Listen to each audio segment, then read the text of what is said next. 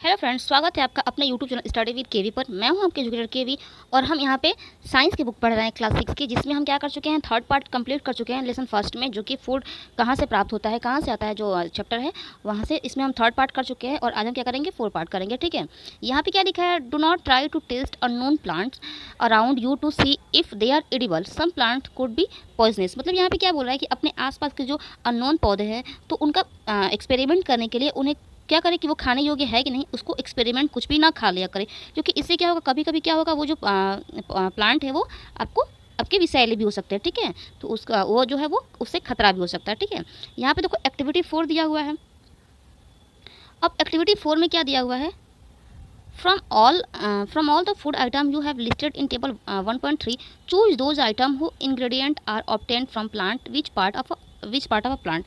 यहाँ पे क्या बोल रहा है कि जो आपने अभी 1.3 टेबल में जो भी आप मेंशन किए होंगे इंग्रेडिएंट, उसको क्या कर रहा है कि वो प्लांट जो पार्ट जो है वो प्लांट का कौन सा पार्ट है। ठीक है, आपको आइडेंटिफाई करने के लिए बोल रहा है कि identify this part and list the food item and plant part as so in table 1.4। ठीक है, एक्टिविटी 5 में देखिए, यहाँ पे एक्टिविटी 5 में क्या बोल रहा है, take some dry seed of moong or chana. Put a small quantity of seed in a container filled with water and leave this aside for a day. Next day, drain the water completely and leave the seeds in the vessel.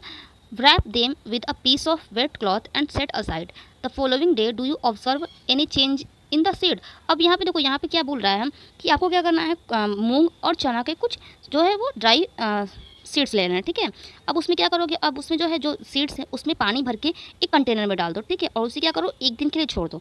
अगले दिन जल को पूरी तरह निकाल दो, जो भी पानी है उसे पूरा छान लो। ठीक है, और जो सीड्स है उसे ग्लास में ही रहने दो। ठीक है, जो भी कंटेनर में आप यूज़ कर रहे हो उसी कंटेनर में छोड़ दो।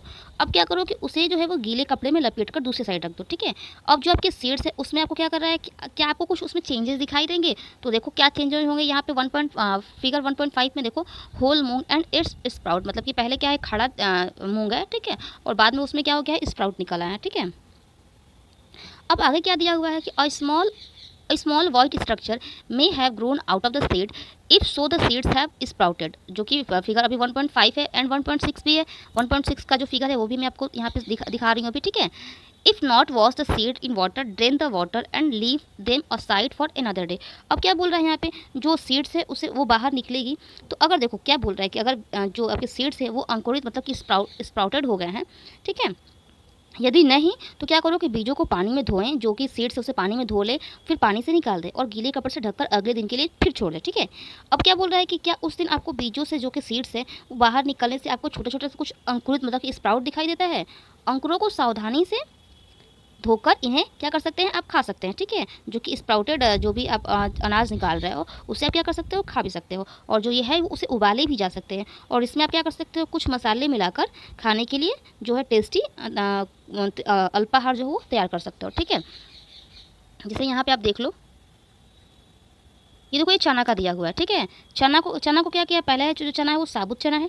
ठीक है, और उसे जब क्या किया है, जब पानी में भिगो के एक दिन के लिए रख दिया गया है तो उसमें से क्या निकल गए हैं, वो अंकुरित हो गए हैं। ठीक है, अब देखो ये फिगर 1.6 आप देख लिए, देखो लिखा भी है चना मतलब कि ग्राम एंड इट्स स्प्राउट, जो कि स्प्राउट्स निकल गए हैं बगल वाले फिगर में। ठीक है, अब यहाँ पे लिखा है cover with a wet cloth, गीले कपड़े से कवर करो। द नेक्स्ट डे, जो भी मैं आपको बताई हूँ, the next day the next day see if the seed have sprouted after washing these sprouted seeds you can eat them। जो भी मैं आपको हिंदी में एक्सप्लेन करने की कोशिश की हूँ, they can also be boiled, उसको उबाला भी जा सकता है, and some spices and get a tasty snack to eat। ठीक है, अब क्या बोल रहा है कि do you know where honey comes from, मतलब कि क्या आप जानते हो कि जो हनी है वो कहाँ से आता है, और हाउ इट इज़ प्रोड्यूस, और ये प्रोड्यूस कैसे होता है। ठीक है, have you seen a bee where so many bees keep buzzing about, bee collect nectar मतलब कि sweet juices from flower, convert it into, यहाँ पे देख लो ये बिहेव का दिखा रहा है। ठीक है, मधुमक्खी के छत्ते आपको दिखाई दे रहे हैं।